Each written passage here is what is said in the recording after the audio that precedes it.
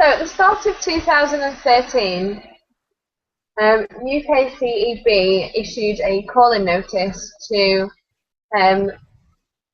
across the defence industry for digital natives to get together and work as a self-organised group to answer a set of questions based around how they see themselves working in 2020.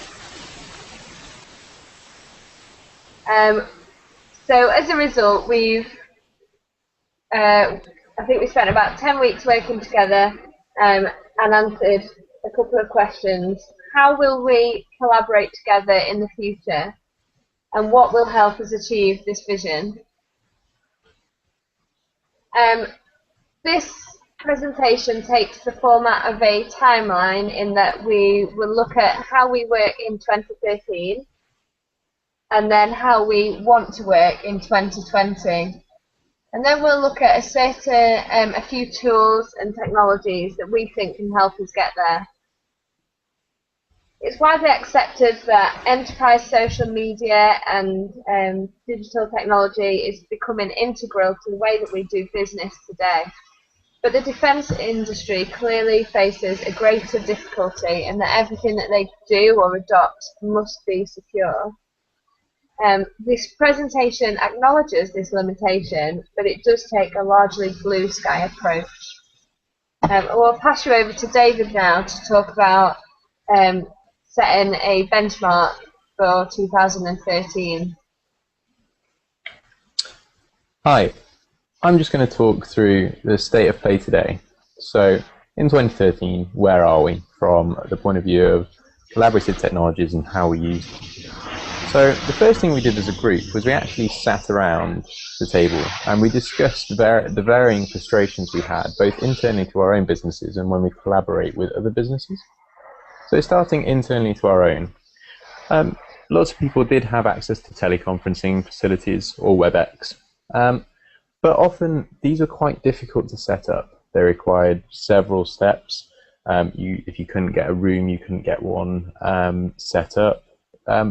And actually, even if you got a room, the IT sometimes did play up slightly, so that actually what should have been an hour-long meeting ended up being about 40 minutes because it took a while to get things going. So all of these add to some of the frustrations that are around us today, when actually it should be as simple as it just inviting people into a meeting.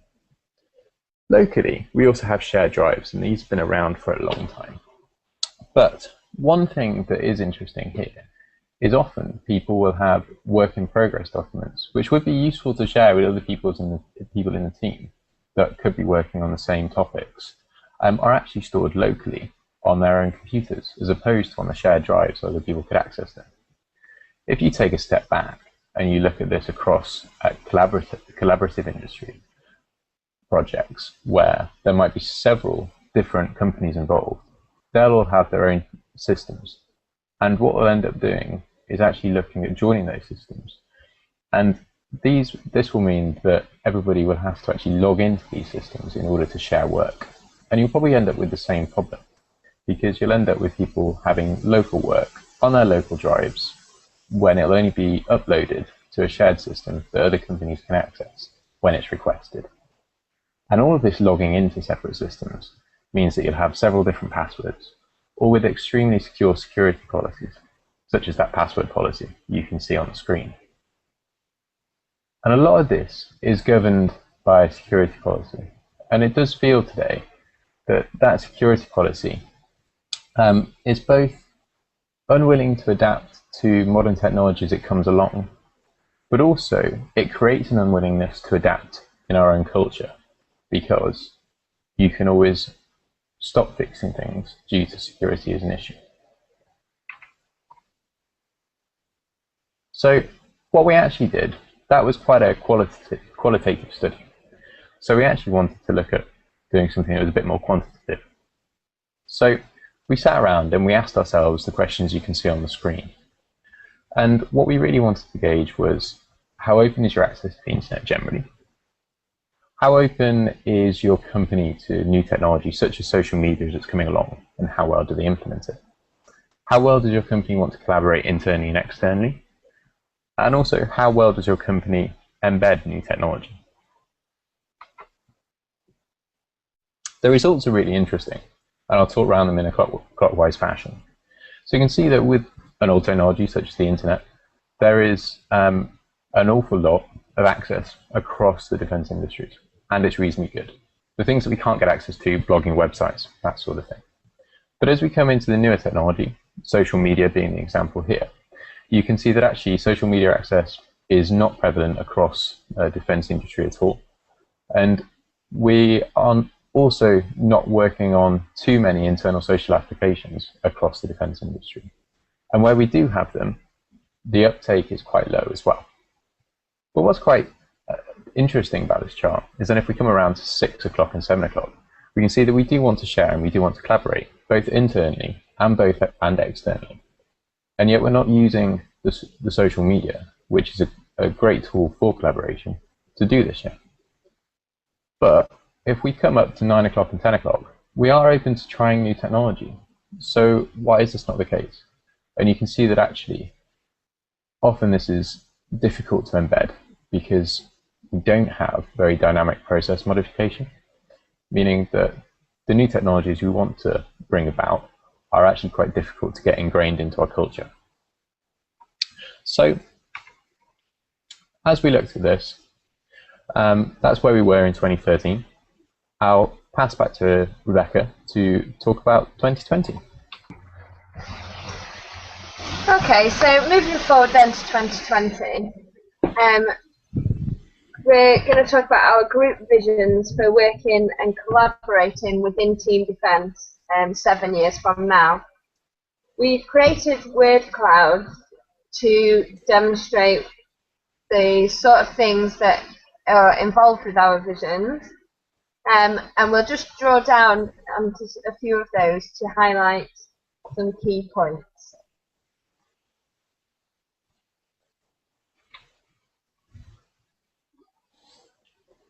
So coming now to the word clouds, we've split them down into collaboration, culture and technology, which are 3 themes that fall quite naturally to this topic. So culture may be viewed as a barrier to the way we work, and obviously collaboration, but technology is seen as the enabler. So the collaboration word cloud then. Some quite obvious words in here, such as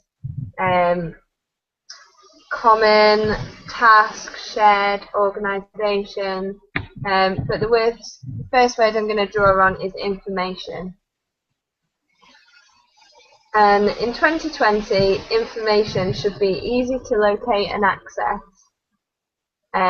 So we've got a single channel with compatibility across the industry, and information is shared on a sort of free-to-know basis. And with that, we'll encourage better and more healthy collaborative relationships. Moving then on to sharing. So if I'm working collaboratively on a document, having the ability to tag a certain person or a group into the document that I'm working on will increase opportunities for innovation. There'll be greater opportunity for individuals to contribute where traditionally they'd be hindered by hierarchical boundaries. And so it's just breaking down those walls and giving sort of more opportunity for people at every level to contribute to work being done. And that takes us quite nicely onto participants. A key part of collaboration, and so the whole of Team Defence participate together. And in 2020, the entire Team Defence could be contained within a single resource tool. So I would have the ability to search for a subject matter expert in the same way that I can search for an an old friend on Facebook or a colleague on LinkedIn. and this would be sort of business as usual in 2020. And that just moves us quite nicely into the culture workflow. Excellent. Thank you. So I'm just going to take over for a second and talk through culture. We did a very similar exercise where we've created this word cloud to describe how we think the culture that today can be seen as a barrier could actually be changed in order to enable better collaborative working using the technology that we'll speak about in a moment. So, just zooming in, one of the first things that we actually need to do is look towards a more open culture. What this is actually trying to do is to say, if it can be shared, share it. Show it to people. Don't be afraid to actually share your work and get comments back on it. Make sure that people are able to see what you're working on, because it's more than likely they'll be able to help. And at this point, they'll actually be able to start speeding up the progression of that collaborative documentation that you're working on together. So, but what this does entail is trust with the people that you're sharing things with. They've got to accept that this is a work in progress, so there will be mistakes, there will be silly errors there. And you have to trust them that they will give you due credit for that work, but also that you have to trust them to actually give you constructive feedback and useful comments into the piece of work you're doing. So when you're sharing it and it's halfway through, you only get back what you will be able to use to actually improve it.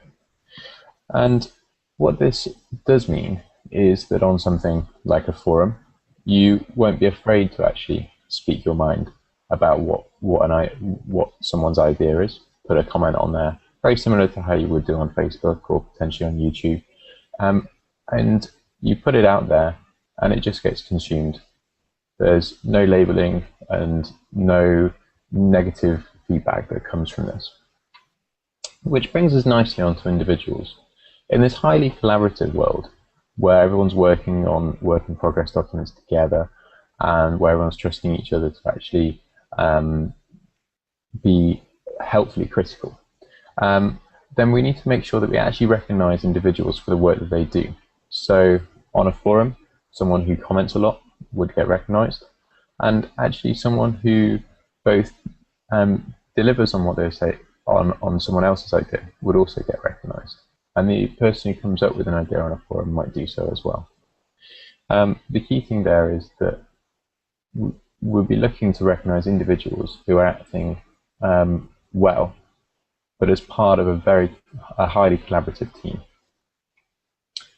So how would you do all this? Well, technology's there to help.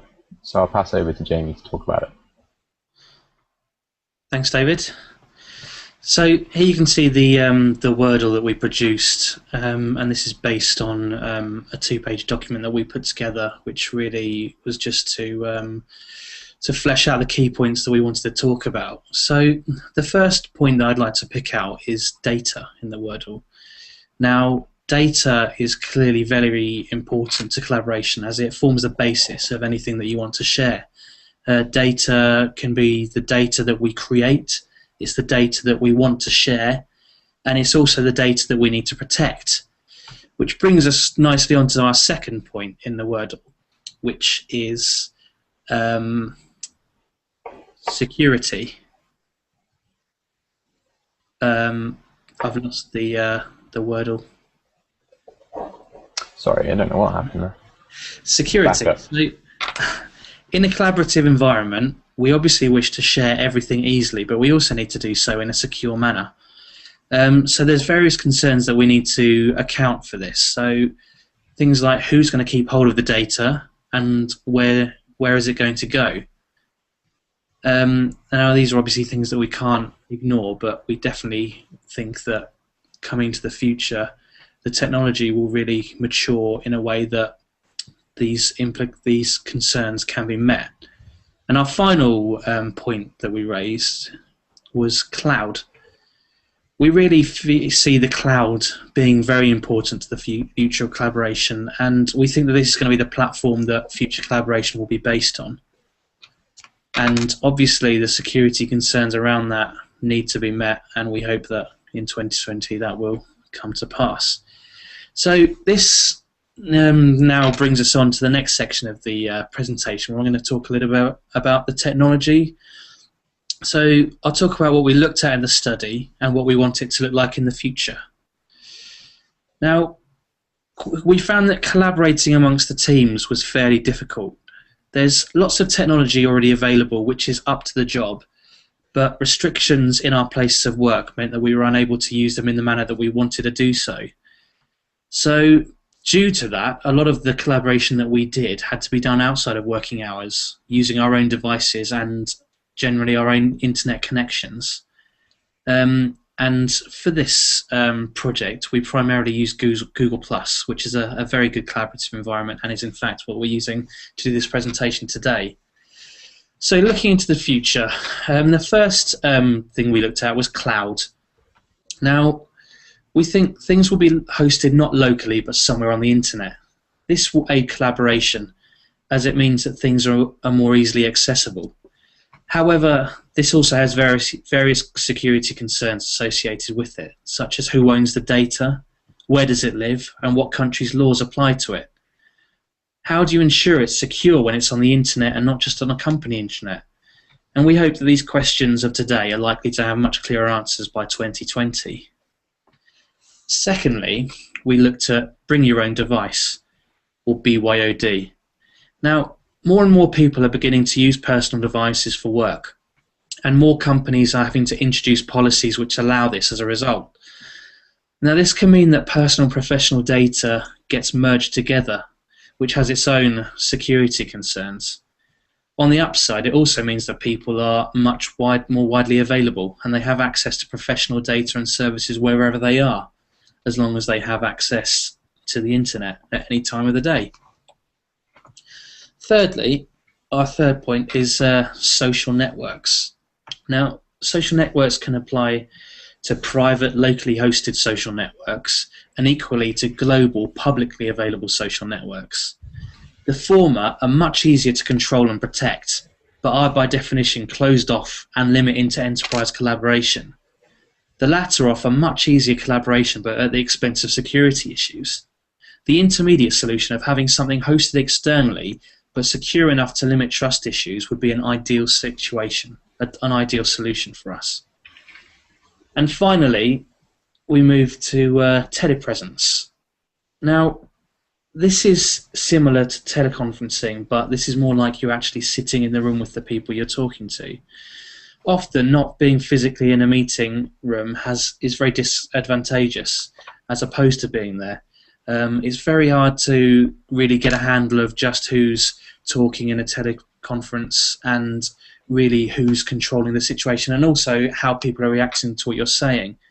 Telepresence really is the answer to that, because it means that you can see how people react to you. The picture that we show here is using a technology called the Halo teleconferencing solution.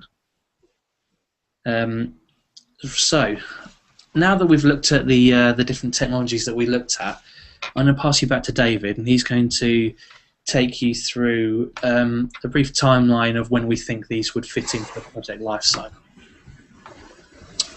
Thanks. So I'm just going to very quickly take you through what all the large industrial players in the team defence would actually be interested in, which is delivering something. So we drew up the most basic project lifecycle that we could imagine, which would be applicable across all projects. And what we wanted to do was actually allocate the technologies that we've talked about today to different phases in that lifecycle to show how they could be used and actually utilized to deliver something. So initially you have the concept phase. This is when you want to be really open, you want to be really inventive, you want to talk to people, everything's a work in progress, you don't really quite know what you're doing yet, trying to define that. So the perfect things that are useful for this are social networks, forums, where it's a level playing field. Anyone can put anything on it, and everyone's voice counts the same. on something like a social network or a forum. But what we need to make sure is that actually everyone is able to get the most up-to-date information from that social network and the forum, which is why having cloud storage to actually host the forums or the social networks would be perfect. Because that way, wherever you are in the world, you'll be able to log on and see the most recent thing that someone had posted up there to do with your concept. Moving on, you've defined a concept, you've got our requirements down, you're moving into delivery mode. And we found this when we were actually working on our project. At this point, what becomes very useful is having collaborative documentation. So you can have one work in progress document, say a requirements document, but you can have multiple people working on it at the same time. So different people doing different sections, say each of the subsystems. You can do this whilst actually communicating with someone via an instant telepresence. So you could be typing away at one part of the document whilst actually speaking to someone who is working in another country who's working on a different part of that document. So you're getting instant feedback on what you're writing. You can both see how the changes that the other one's making affect the whole. And this is exactly how we created this presentation you're seeing right now. One thing that makes this very useful would be the policy of bring your own device. And this is simply because the technology outside of industry in IT is moving quicker than at the moment we can manage to keep up. So people's devices at home are often better specced for this type of activity than things that you're using in work. So bring your own device would be a quick way of actually getting those assets deployed for professional use. Moving to the final stage, so you've completed everything, but you might want to do it again. You might want to do it quicker, faster, better, cheaper. If you've done everything in the way we've described before, then your collaborative documentation is all stored on the cloud, as is all the stuff from your forums. So actually, archiving merely becomes a challenge of indexing and documentation, and it's all searchable. So it shouldn't be too challenging. So we're just going to show you a quick video of how we actually use the technologies I've just spoken about in the points of the project lifecycle for this particular project.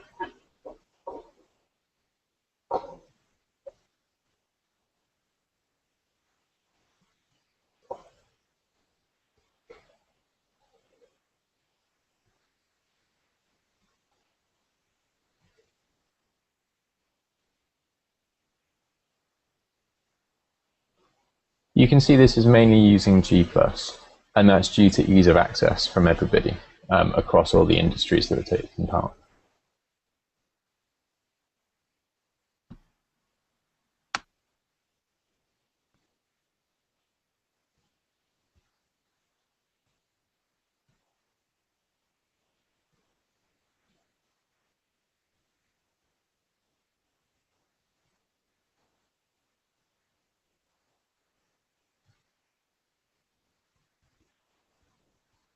Here you can see some collaborative document generation going on, and people talking as they're typing, and being able to see facial expressions and responses.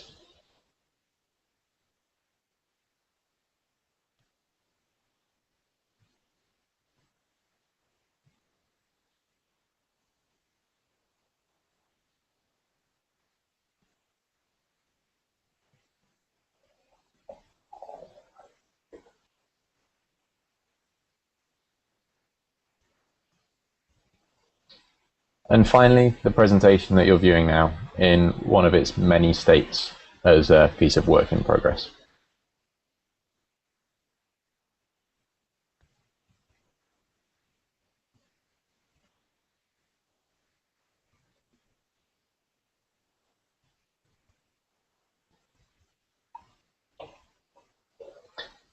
And so, with that, I'll pass you to Rebecca to talk about our recommendations.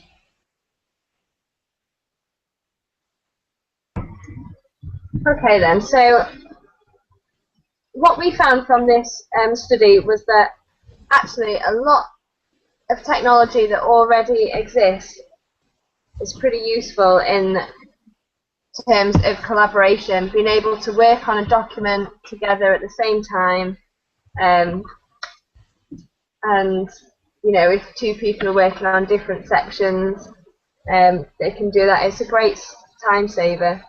It's difficult to foresee what other new technologies will be around in 2020. But what we have spoken about already exists in the commercial world, and it's our vision for 2020 that to see these ways of working as business as usual in the defence industry. So we've got 3 recommendations here. Firstly, the cloud, and then a common sort of collaborative interface which all members of the defence industry can access, whether they're a small company or a multinational company. And the final one is commitment to training and trust. And that's just talking about the fact that the adoption of enterprise social media is often a bottom-up affair. Yet in our restrictive environment, the initial push to working in this way has got to come from the top. So employees need the encouragement and confirmation that it's okay to try methods and tools normally associated with one's personal space in their professional domain. And that's what we'd like to see happen over the next 7 years.